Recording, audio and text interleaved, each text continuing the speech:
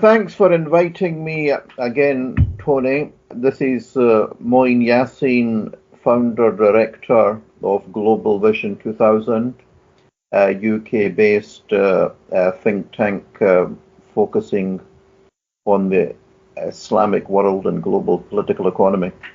And I think it was after Trump, I'm trying to remember correctly, declared Jerusalem as the capital of Israel, I realized set an alarm bell about eschatology. So since then, quite a lot of extensive work and indeed a series of seminars, as you know, took place.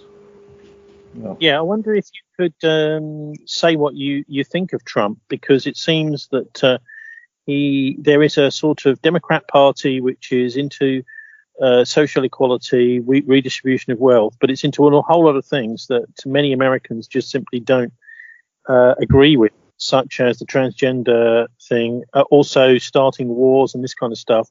But it certainly looks as if Trump is a pretty strong Christian Zionist. It may be that he's being prepared to take over for an important phase of history to come.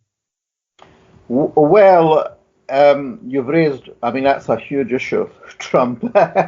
But to stick to what you've said, the reason I mention that is we perhaps might not be having a discussion on Trump. As you know, he moved his head slightly. Otherwise, it would have been blown to bits, and God knows whether America, what its state would be right now, actually. But leaving that aside, which was miraculous or providential, is my belief on so-called democracy.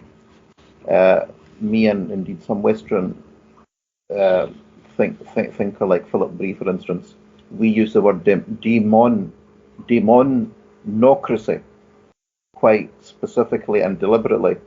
The first point is that what we refer to as democracy, like Britain, for instance, especially parliamentary democracies, the opposition and the ruling party are really two heads of the same coin. It's really uniparty. So I know there are, superficial differences, but I think they're two heads of the same coin. I don't really think it makes a huge difference, especially when they might say certain things before they come into power. However, when they are in number 10 or in the White House, they realize they're just a salesman. I know a lot about sales over 20, 25 years on it. They're basically salesmen for those in power. So I'm very skeptical about, what they really represent. They are really puppets controlled by puppet masters who are demonic. I think I will be emphasizing that today about all the, superficial, material, political events. There is a very sinister and satanic manifesto and manifestation that is rapidly taking the world by storm.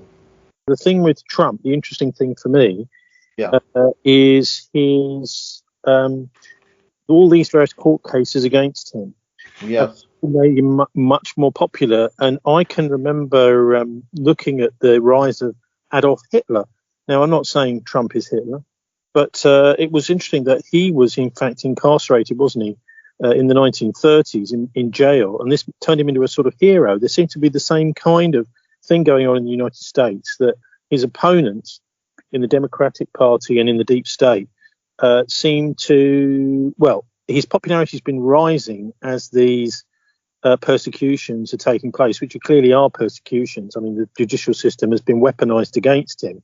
Yeah. But despite the fact that this is increasing his popularity, it doesn't seem to have persuaded them to slow down or stop. It's almost as if the whole thing is a kind of to create this kind of victim syndrome and to garner him. The effect has been to garner him more and more sympathy. So it seems to me there's all sorts of, behind the scenes manipulations going on with Trump specifically. I just wonder what you think. I mean, if he does come to be president in 2025, what that really means for the world. Well, as I mentioned, you've raised huge issues. As I was saying, would we be still having this discussion if the attempted assassination was successful? God knows what would be happening in America right now, whether it be civil strife, riots, maybe civil war, maybe exaggeration. But it's quite clear to me there was an attempt by the deep state to get rid of him. To believe that there was some youngster, doing what he tried to do, was the only person behind it is naivety. Having said that, nothing can be understood in our Dajjalic times very simply. There are layers of deceit going on, deception.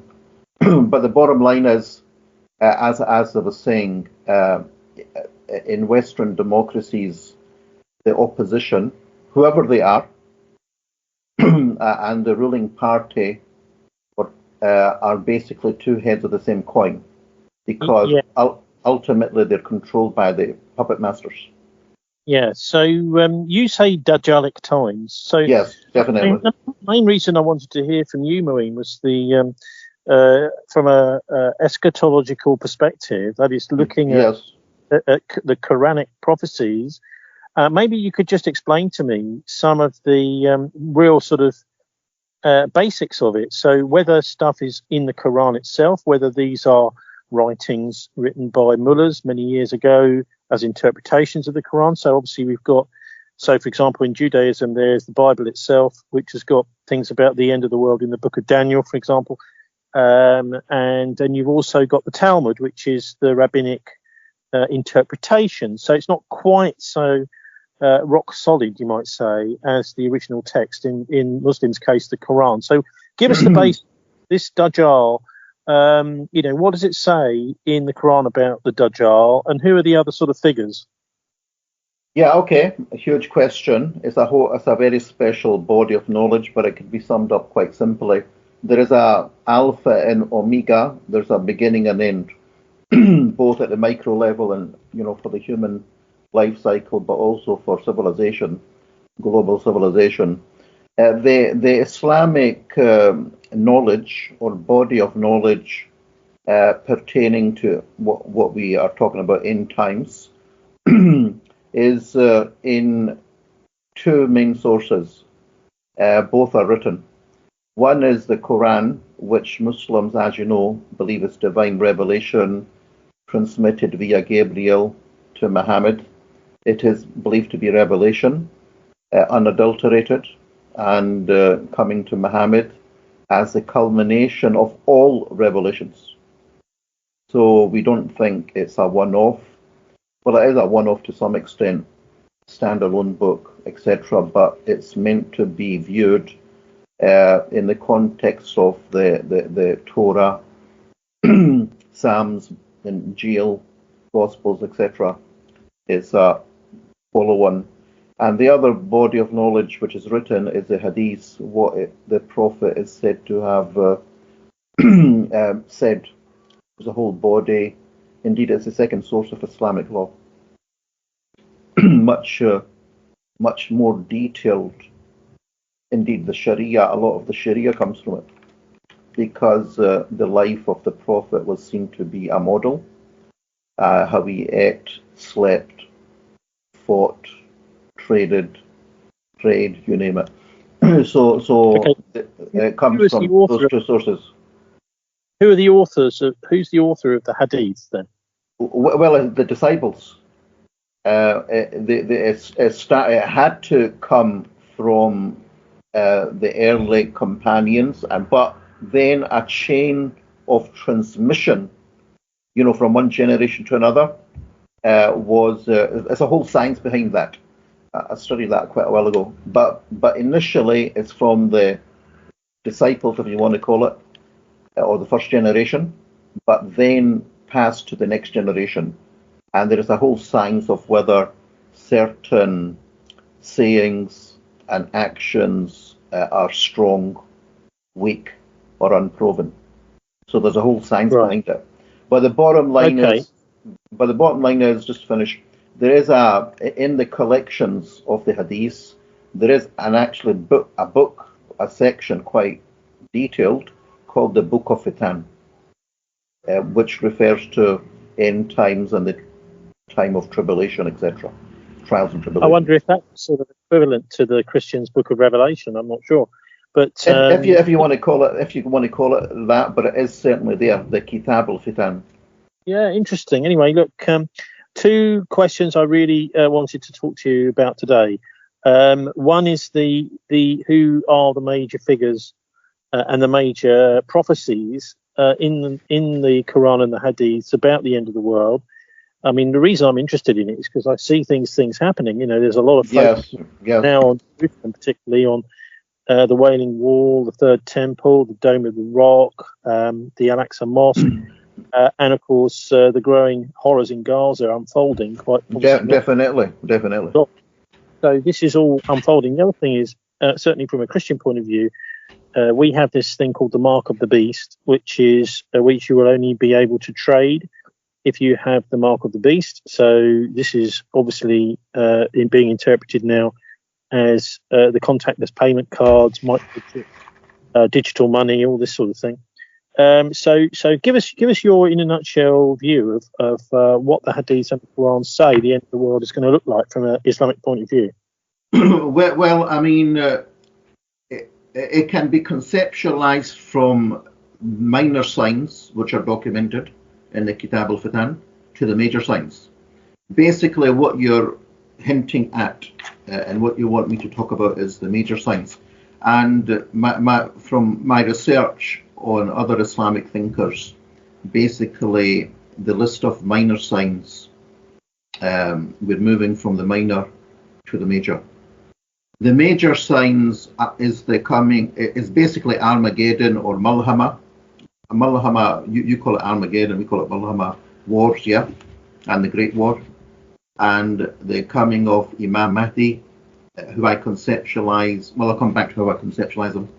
So the Mulhamma, Imman Mahdi, Issa, Jesus, second coming, and the Dajaal. Well, the order would be, let me get this right. Mulhamma, the war or Great War, Imman Mahdi, Dajaal, basically what would be called the Jewish Antichrist, and then Issa, Jesus. I would put it in that order. And I mentioned major signs, so that means we're moving away from minor signs. Well, the minor signs, we could speak a whole session, but just to give you a flavour, it refers to the rise of immorality, LGBT, time moving faster, frequency of disasters, luxury, mosques being ostentatious and bigger, cheating, commercial advertising and use of or degradation of femininity, etc., music, dance, adultery, the lack of jihad amongst Muslims, even things like the destruction of Syria and Iraq, Jews coming to Jerusalem or the Holy Land, rise of tall buildings, Arabian idolatry, and so on. It's quite interesting. Oppression of Muslims. This is all documented.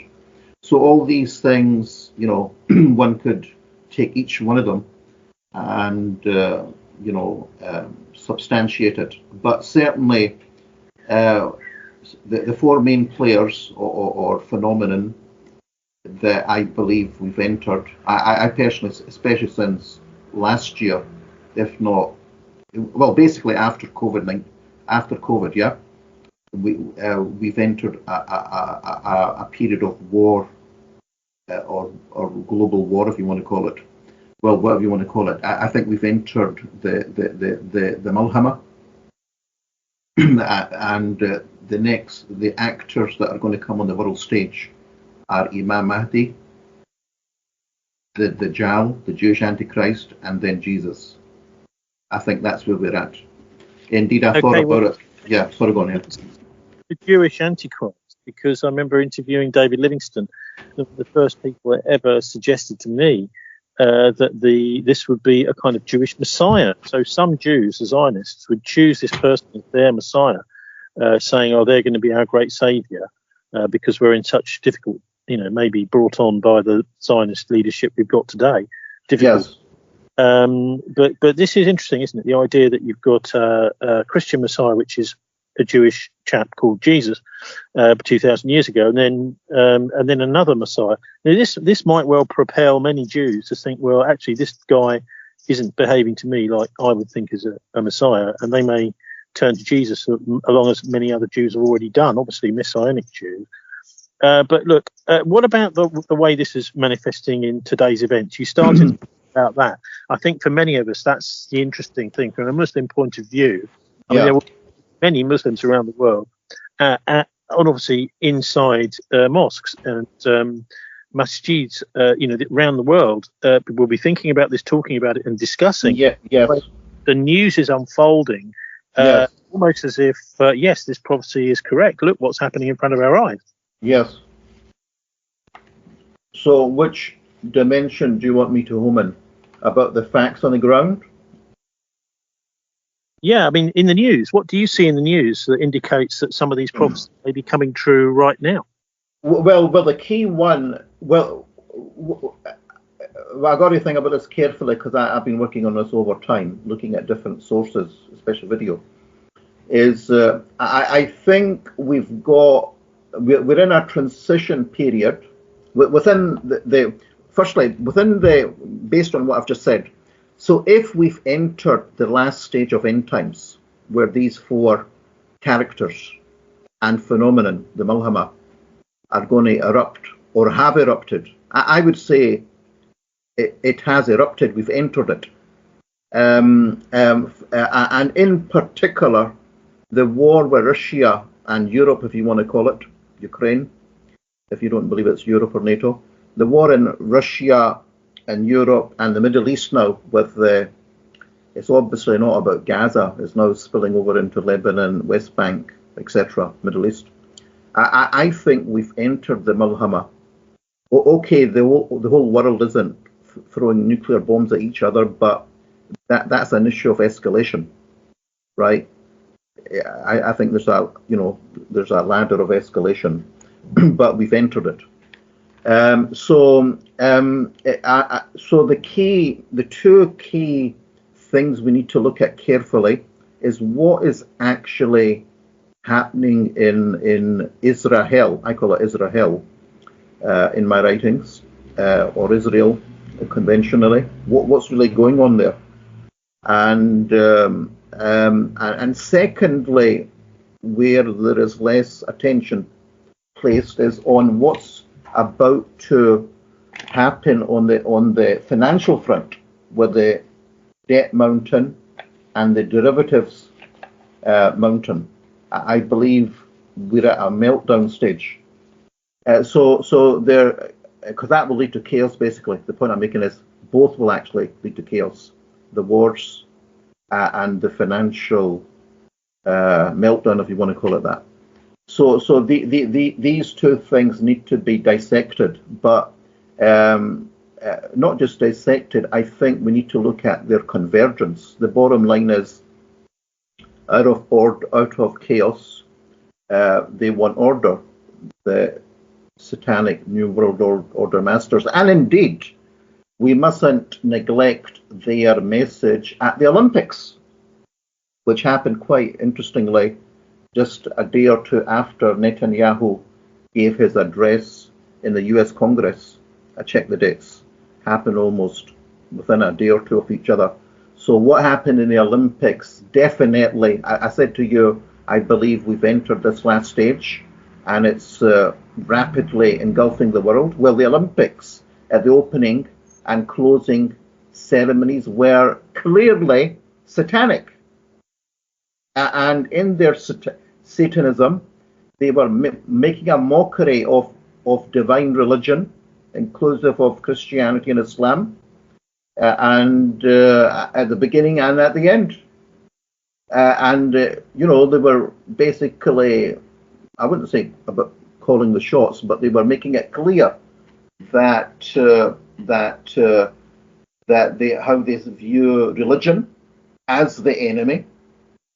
All religion, by the way, especially God-centered, and them wanting to dictate how the world goes. I think they've set the stage for their Messiah, the false Messiah. Certainly shoving it in your face during the Olympics. But, yeah. I mean, what about what's been going on in Gaza? Because we've seen the horrors there coming on for 45,000 innocent lives, basically lost by the United States, thousands of miles away supplying these weapons and the money to Netanyahu. And also there's a complete lack of rationality in any of the approach which the Israeli people themselves are getting increasingly exasperated about, saying, well, look, Netanyahu doesn't want to end this, including things like assassinating the chief negotiator for Hamas over Iran. There's been a whole series of complete refusals. So what brand of Judaism is it that's now taken hold of Israel? Because it seems that, obviously they started off as a terrorist group, basically, back in 1940. But we've now got nuclear-armed maniacs who have obviously got no interest in peace whatsoever. They just want to expand this war. They're not quite getting what they want at the moment, but they may well do so.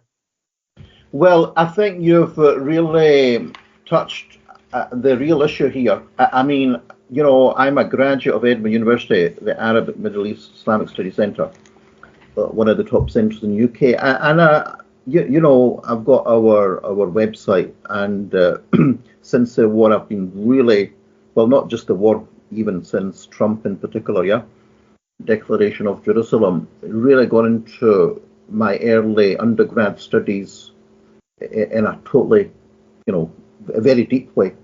And I've realized, okay, it's what I studied in the early 80s was, it was a degree, master's, etc. But no way that, it was a seed, but one had to really, even now, I'm realizing the what's the word, the layers that we need to unravel to understand what's going on. So I want to focus on that very briefly.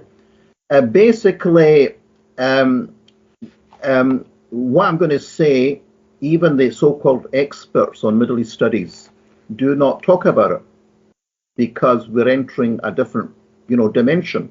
As I mentioned, spiritual warfare. They don't want to go down that direction, or very few of them.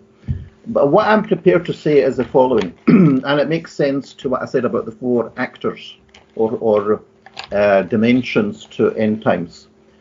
Firstly, your question was what is happening in Israel or that region, with the boundaries, etc. Well, what I would like to say is that it's quite clear that we're talking about almost 365 days, almost October 7, almost. That what we're seeing is not just a war; it's a genocidal war. People in the ICJ are still talking about intent and trying to clarify it. But the bottom line is, I'm not a jurist, but I can see. I've got eyes. I'm not deaf, dumb, and blind, as the Quran says. So what we've got is a genocidal war of extermination of not Hamas. Why on earth are the Israelis now going all out for the West Bank? Hamas isn't in control there, and they're repeating the whole thing again. So basically what we've got is a genocidal war of extermination of Palestine, of what I call Philistine, the Arabic term for occupied Palestine, in Gaza, the West Bank. And my view is their intention is to kill or expel the natives. Where? Either Egypt which is showing resistance even over the Philadelphia corridor, or Jordan. And obviously they're facing very stiff resistance. According to McGregor, the military expert, he slipped 5,000 Israeli soldiers dead and 100,000 either suffering from trauma or serious limbs, they have lost limbs, etc. So that they are suffering. So in terms of the resistance, the second alternative is if the Israelis cannot kill or expel, they will want to de-radicalize or demilitarize the whole area. By that I mean the Palestinians. So that's what's going on. However, Netanyahu, Hitler 2.0, as we refer to Netanyahu, isn't just the problem. You'll say, what do I mean by that? Well, it's quite clear he's got extremists in power with him. The Ben Gavirs, Smotriches, and God knows many others. The point I'm trying to make is that he wants a bigger war. Whether you believe in Mulhamma or Armageddon is a eschatological perspective. However, in terms of what he is doing, it's quite clear he is not interested in a ceasefire. That's quite clear from a lot of the comments by Israeli commentators and indeed the military itself, that he doesn't really want a ceasefire, creating so many obstacles. He wants an extension to the war with Iran and its allies. So I believe that fits into, if you don't want to call it a regional war, you could also refer to a global war, because that would suck in Iran's strategic partners like Russia and potentially China. And on the Israeli side, obviously the US and Europe. So basically, So basically, we're at the stage where they're pushing now to annex the West Bank. The settlers been given free rein almost, and also the moves by Ben Gavir threatening Al-Aqsa in different ways. Yeah. So that's what I think is going on. Basically, Zionism is declaring a war on Islam globally. Just to finish off, I read carefully again Netanyahu, Hitler 2.0's speech in the Congress. He is right.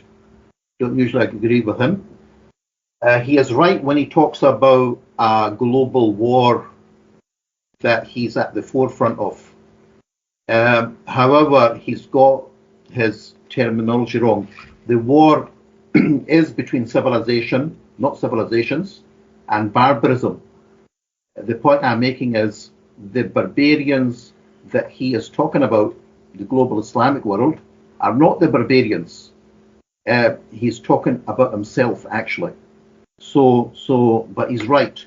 The values of live stream genocide, hitting innocents, is barbarism. Absolute no doubt about it. But he's talking about himself. And we are we have started an existential global war. Yeah, well, it's Dennis Wheatley, who knew a thing or two. He was a writer before and during, and he was involved as a wing commander in deception planning or psychological warfare in World War II. He talked about Adolf Hitler as a man god and a kind of archetype for the Antichrist. So Netanyahu basically saying the whole world, he is trying to protect the whole world from barbaric Palestinians. Really, what he's doing is he's completely inverting the truth. Because he is the big danger, not only to Israel, but also to the rest of the world. And in fact, the sort of ideas that are being spread and the drone warfare and the genocide in Israel, if it's not stopped, could easily spread to right across the world. Anyway, look, I wanted to just finally ask you a bit about Albert Pike, because many people have suggested, not least of which is the Daily Star, the Daily Mail, and the Daily Express, amongst other people, suggested that this chap, who was a Confederate army officer, but also more importantly, he was the Grand Master of the Scottish Rite of Freemasons in the United States in the 1870s. He is supposed to have penned this plan for 3 world wars. The First World War, for the British to take over the Holy Land, which of course Allenby did. The Second World War, the creation of this Crusader state, the Zionist state. The idea really ultimately being to create a Third World War, which would be so traumatic. I mean, you've been talking about also the economic trauma, which would be happening at the same time. Yes. Yes. A couple of big changes they were hoping would be made. One is a brand new financial system, a kind of digital money, blockchain type system with programmable money, which is what's being talked about nowadays. But in a way, more importantly, a kind of new age religion. So a man-made religion to replace those Abrahamic faiths. So what do you make of this so Luciferian plan of Albert Pike? No, you're spot on. Without going into Albert Pike, which is another discussion, I guess I agree with that analysis. However, more importantly, just to pick up the last point and connect it to what you're saying, this is linked to what's happening in Israel, or Israel. It's linked to the interpretation and controllers of Zionism. All I want to say about that is, again, we're not hearing much about the reality about the type of Zionism calling the shots, of which Netanyahu, Hitler 0.20 is the, speaking, living voice. Basically, we know that there was a false messiah, Zabbatai Zevi, who appeared in the Middle East, and he had systemized his own philosophy, satanic philosophy, satanic Zionist messianism philosophy. And now that was taken up by someone called Jacob Frank. But to cut a long story short, this guy, Jacob Frank, established heretical Kabbalistic Judaism. The bottom line is this was taken up by the Sabbatean Frankism philosophy, was the basis of the Rothschilds, who bankrolled Zionism. So basically, to cut a long story short, the vision that Netanyahu Hitler 2.0 is promoting is inspired by a satanic, or we call it Dajjalic Zionism, which, if you don't like those terms, we can look at it, in terms of schools of thought, Sabbatean and Frankist school of thought, which seeks redemption via evil. They want redemption via evil, and that will be manifested through their savior, the Dajaal, in Jerusalem. And they believe, people like the extremists in power, that the project can only succeed by the perpetration or the promotion of evil of the worst type.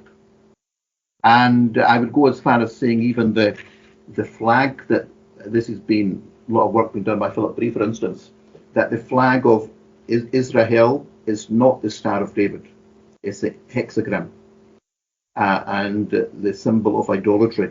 So that's it. So basically, we've entered, to sum up my views, I think we have entered the final stage of eschatology, especially in the Holy Land or that region. And I believe that Armageddon or the Mulhamma, we've entered the start of that. Yeah. And we're in the period where the Muslims have got to be sorted out. Notice what I said, they haven't sorted themselves. They will be sorted out, and that's going to be messy.